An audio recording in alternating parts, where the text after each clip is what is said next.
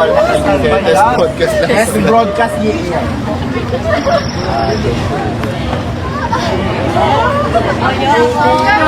Coming up next, Newspeak.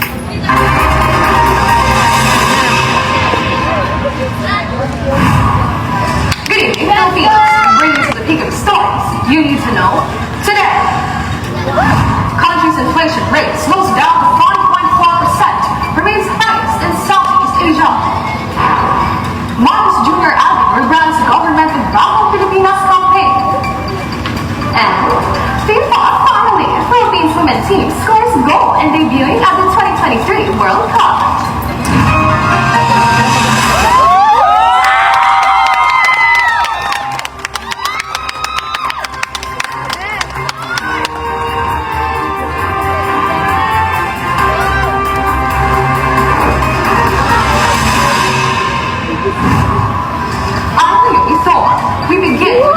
Inflation moving at a slower pace.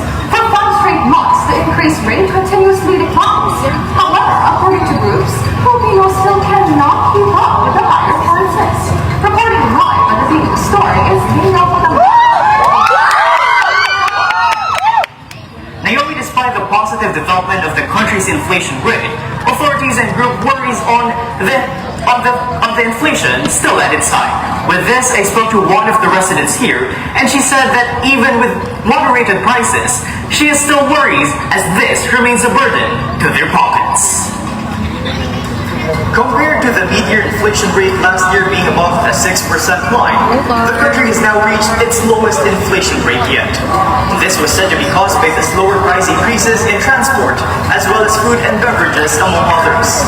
However, according to research group 𝘴𝘰𝘤𝘪𝘢𝘭𝘴, even with these, the Philippines is still atop Southeast Asian countries, and Filipino families keep grappling to make ends meet.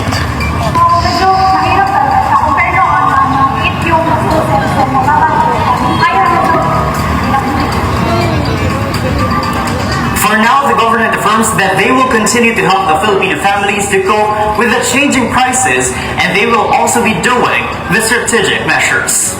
Back to you, Naomi. Daniel, you're calling the created interagency task force for inflation.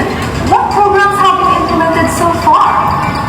Well, Naomi, among the existing programs we have now are the DIWA program of the President, the food stamp program of the DSWD, as well as the price capping in the market. So these are all in the effort to mitigate the effects of the inflation as well as to manage it. Naomi.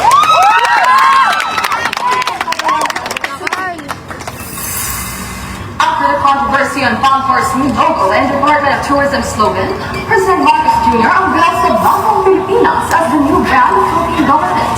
Cedric Antenor tells us more. Considering the economic turmoil brought by the pandemic, the current admin has launched the Bagong Pilipinas campaign as a new brand of governance and leadership. This new campaign seeks to enhance the President's 8 points of economic agenda for recovery. It also highlights the improvement of the Pambansang Pabahay para sa Pilipino program for safe and affordable homes. To this, a citizen hopes all these plans will actually materialize. Of course, I'm still hoping for my process plans to be true, such as the Pabahay program, where he provides shelter for the homeless. In this, there is not only adequate budget. However, Marcos affirms that the government funds will be mainly used for the program and not for the specific rebranding. Cedric Antenor for Newspeak.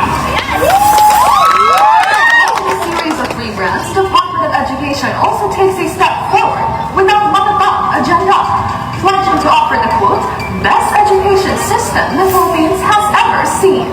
Tayo po ay magiging matatag tungo sa isang bansang makabata at batang makabansa. Following DepEd's roadmap, President BBM calls for collective commitment among officials for higher quality education, betterment of the children's well-being, and a brighter future to await them.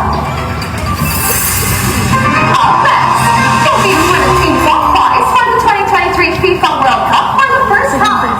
This and more when Newspeak returns. Data from the National Telecommunications Commission shows that 102.8 million out of the 168.2 million SIMs are registered, simultaneously with continuous rise of text scams. But worry not, as the Department of Information and Communications Technology assures that all registered SIM cards are safe from frauds. If there are any suspicious message going through your registered SIM, simply block the user sending it. Suspicious text going your way? Register your SIM right away.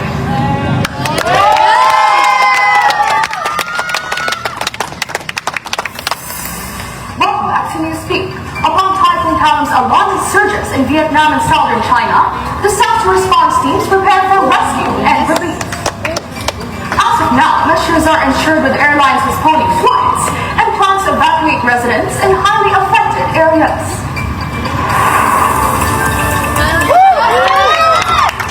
Philippine football draws history after qualifying for the 2023 FIFA World Cup. This time, the rankings plays ahead of the Filipino team, clinching their first ever AFF Women's Championship title last year. For this, these underdogs hopes to spike the nation's interest for the international sport.